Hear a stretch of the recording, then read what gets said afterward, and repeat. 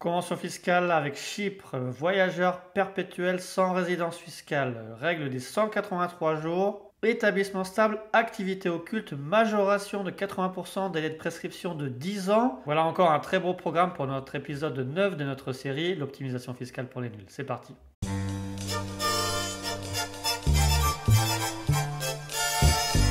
En effet, aujourd'hui, on s'intéresse à une jurisprudence très récente qui concerne les voyageurs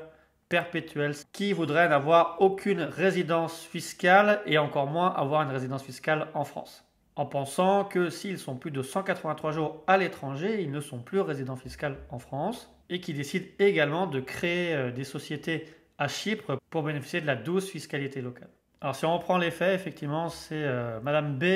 qui avait une activité de développeuse de réseau. En résumant grossièrement, c'est une influenceuse dont son activité consistait à voyager autour du monde durant l'année. Et bien sûr, tout en faisant la promotion de voyages, séjours et d'activités proposées par une société américaine, promotion qu'elle devait faire sur ses réseaux sociaux.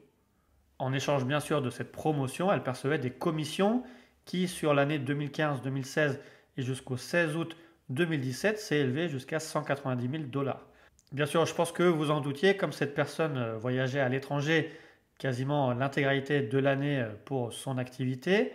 Elle n'a déclaré ses revenus nulle part, estimant qu'elle n'était pas résidente fiscale française et même résidente fiscale dans un autre pays. Et ensuite, elle a vu des montants importants des commissions qu'elle a pu percevoir par la société américaine. Elle a décidé de créer une structure en tant qu'associé unique à Chypre, la société A Limited, à compter du 17 août 2017. C'est là que va rentrer en jeu l'administration fiscale qui va tenter de vérifier sa situation et va estimer que cette influenceuse est toujours restée résidente fiscale en France malgré ses voyages à l'étranger et que les revenus qu'elle a perçus en 2015-2016 et jusqu'au 16 août 2017 étaient imposables en France au titre de son activité exercée à titre individuel et qu'à partir du 16 août 2017, finalement, les revenus opérés par sa structure à Chypre, sa société A Limited, étaient imposables en France au titre qu'elle avait un établissement stable en France. Il en a alors résulté des redressements pour un montant de 116 000 euros, droits et pénalités inclus, dont notamment des qualifications d'activité occulte avec des majorations de 80%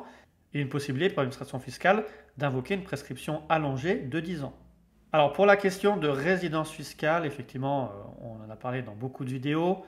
on se réfère toujours à l'article 4B du Code général des impôts qui fixe les critères pour lesquels l'administration fiscale peut estimer que vous êtes résident fiscal en France. Et notamment du fait que vous ayez votre foyer ou votre lieu de séjour principal en France. Et d'ailleurs, il est bien rappelé dans l'arrêt que pour les personnes qui sont célibataires, sans charge de famille, ce qui était le cas pour elles, on va regarder le lieu où vous habitez normalement et où est-ce que vous avez le centre de votre vie personnelle, sans qu'on tienne compte des séjours temporaires à l'étranger effectués en raison de votre activité professionnelle ou de circonstances exceptionnelles. Et le lieu de séjour principal ne pourra fixer le domicile fiscal du contribuable que s'il n'a pas de foyer en France. C'est ainsi que l'administration fiscale a pu établir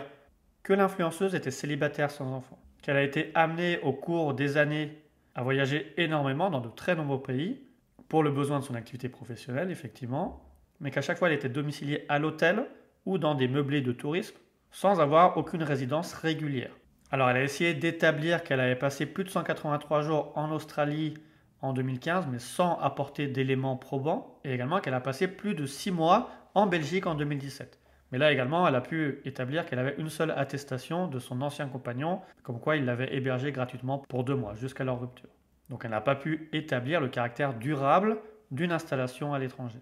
Ensuite, l'administration fiscale a pu établir que finalement, c'était plutôt à l'adresse de sa mère qu'elle devra établir son foyer, puisque c'était l'adresse où elle revenait régulièrement entre ses voyages à l'étranger. C'est l'adresse de contact qu'elle avait également donnée à l'assurance maladie, puisqu'elle était toujours affiliée à l'assurance maladie et avait perçu des soins à ce titre en France au cours de ces années. De même, elle disposait d'un compte bancaire sur lequel elle encaissait les commissions versées par la société américaine au titre de son activité professionnelle. Dans ces conditions, l'administration fiscale a pu établir que même si elle n'avait pas sa propre habitation personnelle en France, elle avait ses liens les plus forts et les plus étroits avec la France. Elle devait avoir son foyer en France et bien sûr être imposable sur ses revenus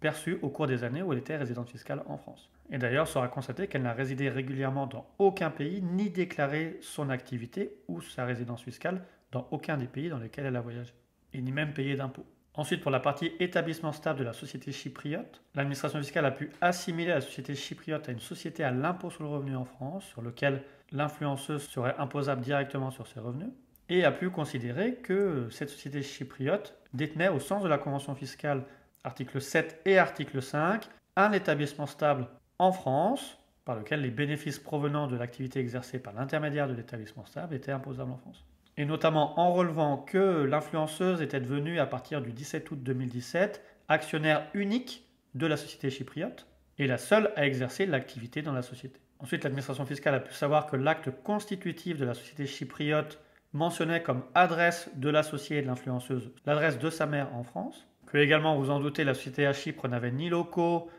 ni moyens humains et matériels pour exercer l'activité en tant que telle, que l'influenceuse avait elle-même conclu un contrat d'assurance habitation principale pour une pièce de 10 mètres carrés à l'adresse de sa mère en France, auquel étaient également rattachés ses abonnements Internet et ses abonnements téléphoniques, utilisés pour son activité de promotion de voyages et activités touristiques sur ses réseaux sociaux. Également, elle a gardé un compte bancaire en France pour obtenir les versements des commissions via la société américaine. Et enfin, elle a également pris une assurance automobile pour une voiture de société, la société chypriote, en mettant comme adresse l'adresse de sa mère en France. Ce qui fait qu'il a été jugé, même si l'activité de l'influenceuse nécessite très peu d'installation, elle doit quand même être regardée comme exploitée depuis la France, en totalité au sein d'une installation fixe d'affaires caractérisant un établissement stable localisé en France, et du coup les bénéfices afférents à cet établissement stable sont imposables en France. Donc finalement, il a bien été consacré par le tribunal administratif que cette influenceuse avait gardé sa résidence fiscale en France au titre de toutes ces années et indirectement avait une activité imposable sur toutes ces années, à la fois à titre individuel jusqu'à la création de la société chypriote et ensuite au titre d'un établissement stable de la société chypriote à compter du 17 août 2017. Ce qui a fait des redressements à hauteur de 116 000 euros, comme je l'ai dit tout à l'heure, et également la possibilité de l'administration fiscale d'invoquer une activité occulte du fait que aucune activité professionnelle n'avait été déclarée à l'administration fiscale sur ces années en cause. Et on rappelle qu'en matière d'activité occulte, l'administration fiscale a une prescription rallongée qui permet de pouvoir contester votre imposition sur les 10 dernières années, et non pas 3 ans de manière de droit commun, et également d'appliquer des majorations de 80%. Alors grâce à des jurisprudences assez récentes, on peut par principe contester la prescription rallongée et les majorations de 80% si on peut prouver une erreur, mais ce qui n'était pas le cas en l'espèce puisqu'elle n'avait déclaré ni résidence fiscale ni payé d'impôts dans aucun pays. Donc voilà, on a terminé sur l'explication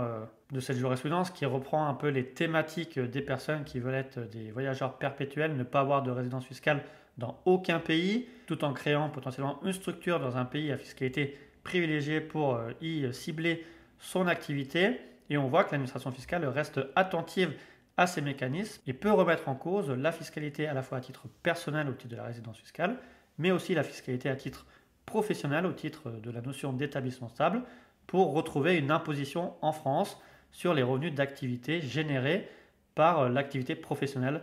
des voyageurs perpétuels. Donc on vous souhaite une bonne installation à Chypre. Donc comme d'habitude, on reste à votre disposition pour échanger via commentaire sur ces sujets et pour vous former et informer en fiscalité. Merci.